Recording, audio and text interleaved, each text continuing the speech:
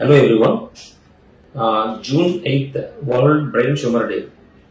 So brain tumour, చాలా మందికి brain tumour అంటే చాలా భయం. బ్రెయిన్ ట్యూమర్ సంబంధించిన లక్షణాలు ఏంటో చాలా మందికి తెలియదు. అండ్ ఆ లక్షణాలు తెలియక చాలా మంది డాక్టర్స్ దగ్గరికి చాలా లేట్ గా రావడం, లేట్ ప్రెజెంటేషన్ వల్ల బ్రెయిన్ ట్యూమర్ ని ప్రాపర్ గా ట్రీట్ చేయలేకపోవడం జరుగుతుంది. So first of all brain tumours కి సంబంధించిన లక్షణాలు ఏంటో తెలుసుకోండి.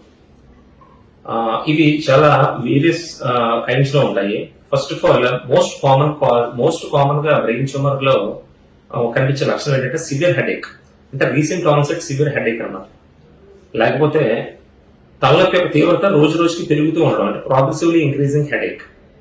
ఇంకొకటి విజువల్ బ్లరింగ్, అంటే కంటి చూపు సరిగ్గా లేకపోవడం కానీ, కళ్ళు మసకలు బారుతున్నట్టు ఉండడం కానీ.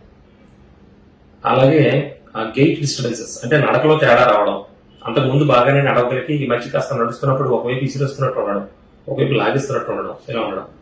లేకపోతే స్పీచ్ డిస్టర్బెన్సెస్, అంటే మాట సరిగ్గా వినపడకపోవడం, మాట సరిగ్గా మాట్లాడలేకపోవడం, మాట నెత్తిగా రావడం, లేకపోతే మొద్దుబారిపోయినట్టుగా మాట ఉండడం, సాగుతూ మాట్లాడుతున్నట్టు ఉండడం. ఇలాంటి లక్షణాలు ఏమైనా ఉన్నా. అండ్ వ్యక్తిత్వ మార్పులు, పర్సనాలిటీ చేంజెస్ అంటాం. అండ్ షీజర్స్, ఫిట్స్ లో రావడం, అంటే తెలుగులో మోర్చ అంటారు, అలాంటి లక్షణాలు ఏమైనా రావడం.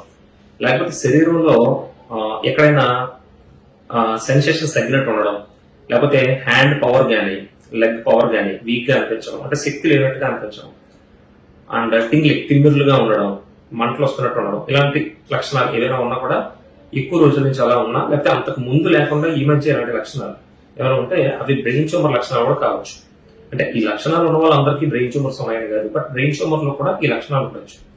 సో రఫ్ గా చూస్తే recent onset severe headache, progressively increasing headache, visual blurring, అంటే కళ్ళు మసకలు బారడం, గెయిట్ డిస్టర్బెన్సెస్, నడక తేడాగా ఉండడం, అండ్ మాటలో తేడా రావడం, speech disturbances, personality disorders, seizures, fits, and బాడీలో ఎక్కడైనా వీక్నెస్, నంబనెస్, తిమ్మిరులుగా ఉండడం. ఇలాంటి లక్షణాలు అన్ని కూడా బ్రెయిన్ ట్యూమర్స్ లో ఉండొచ్చు.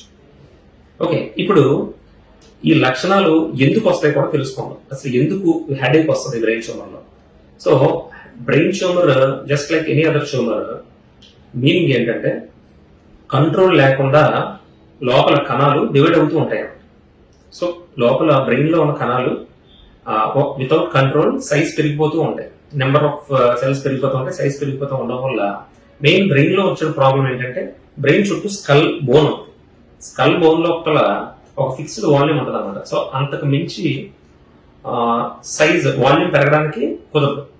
సో బ్రెయిన్ ట్యూమర్స్ ఏమవుతుందంటే కంట్రోల్ లేకుండా సెల్స్ అలా డివైడ్ అవుతూ ఉండడం వల్ల రోజు రోజుకి సైజ్ పెరుగుతూ ఉంటుంది. బ్రెయిన్ లోపల ఉండే వాల్యూమ్ సైజ్ పెరుగుతూ ఉండడం వల్ల నార్మల్ గా ఉండే బ్రెయిన్ కంప్రెస్ అయిపోతుంది, నలిగిపోతుంది అనమాట. ట్యూమర్ కి ఈ చుట్టూ ఉన్న బోన్ కి మధ్యలో కంప్రెస్ అయిపోవడం వల్ల బ్రెయిన్ లో ప్రెషర్ పెరుగుతుంది. ఆ ప్రెషర్ పెరగడం వల్ల బ్రెయిన్ పైన కొన్ని పొరలు ఉంటాయి, మెనింజెస్, అవి స్ట్రెచ్ అవుతాయి అనమాట. స్ట్రెచ్ అవడం వల్ల హెడేక్ వస్తుంది. అండ్ అదే విధంగా విజువల్ బ్లరింగ్ ఎందుకు వస్తుంది అంటే ఈ ప్రెషర్ వల్ల కంటికి సంబంధించిన నరాలు కూడా ప్రెషర్ గురయ్యి అవి కూడా స్ట్రెచ్ అవుతాయి. ఆప్టిక్ నర్వ్స్ అని ఉంటాయి, కంటి గుడ్లు వెనకాల ఉండే నర్వ్స్ అనమాట, కంటి చూపుకి సంబంధించిన నరాలు. సో అవి కూడా స్ట్రెచ్ అవడం వల్ల కంటి చూపు తేడా రావడం, లేకపోతే కళ్ళు మసకలు బారినట్టు ఉండడం, సరిగ్గా కనిపించకపోవడం లాంటివి జరగచ్చు. అలాగే గెయిట్ డిస్టర్బెన్సెస్, అంటే నడకకు సంబంధించిన తేడా ఎందుకు వస్తుందంటే ఈ కాళ్ళకు సంబంధించిన నరాలు, నర్వ్స్ ఏవైతే ఉంటాయో బ్రెయిన్ లో వాటి మీద ప్రెషర్ పడడం వల్ల కానీ, లేకపోతే శరీరంలో మనకి చిన్న మెదడు ఒకటి ఉంటుంది, చిన్న మెదడు లోపల ట్యూమర్స్ ఉన్నా కూడా బాడీ బ్యాలెన్స్ చేసుకోలేకపోవడం, లేకపోతే నడుస్తున్నప్పుడు ఒకవైపు లాగేస్తున్నట్టు ఉండడం, ఒకవైపు డ్రాగ్ అయిపోతున్నట్టు ఉండడం, ఇవన్నీ జరగచ్చు. అండ్ బిహేవియర్ డిస్టర్బెన్సెస్, అంటే వ్యక్తిత్వంలో మార్పులు వస్తాయి కొంతమందికి. యూజువల్ గా మన బ్రెయిన్ లో ఈ ఫ్రంట్ భాగాన్ని ఫ్రాంటల్ లోబ్స్ అంటాం అన్నమాట. ఈ ఫ్రాంటల్ లోబ్స్ మన వ్యక్తిత్వాన్ని, మన బిహేవియర్ ని మెయింటైన్ చేసే పార్ట్స్ ఉంటాయి. ఆ నర్వ్స్ అంటే డెసిషన్ మేకింగ్ కానీ, జడ్జ్మెంట్ కానీ, మనం సొసైటీతో ఎలా రియాక్ట్ అవుతాం, ఎటువంటి సిచ్యువేషన్ లో ఎలా రియాక్ట్ అవుతాం, ఎలా మాట్లాడతాం, ఎలా సైలెంట్ అవుతాం, ఇలాంటివన్నీ కూడా కంట్రోల్ చేసే నర్వ్స్ ఈ ఫ్రాంటల్ లోబ్స్ లో ఉంటాయి.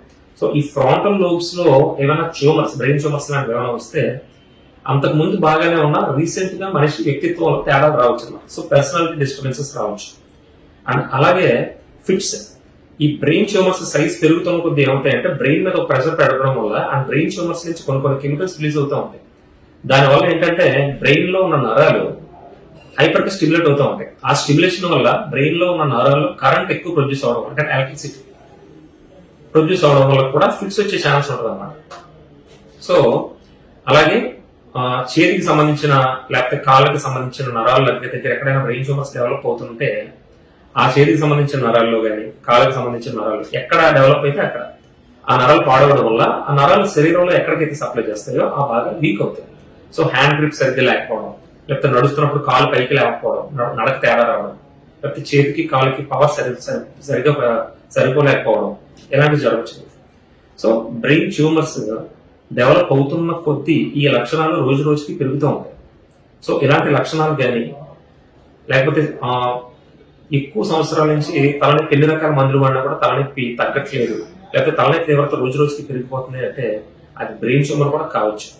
సో తలనొప్పికి సింపుల్ గా మైగ్రేన్ హెడేక్ కావచ్చు కారణం, ఆర్ఎల్స్ ప్రమాదకరమైన బ్రెయిన్ ట్యూమర్ కూడా కావచ్చు.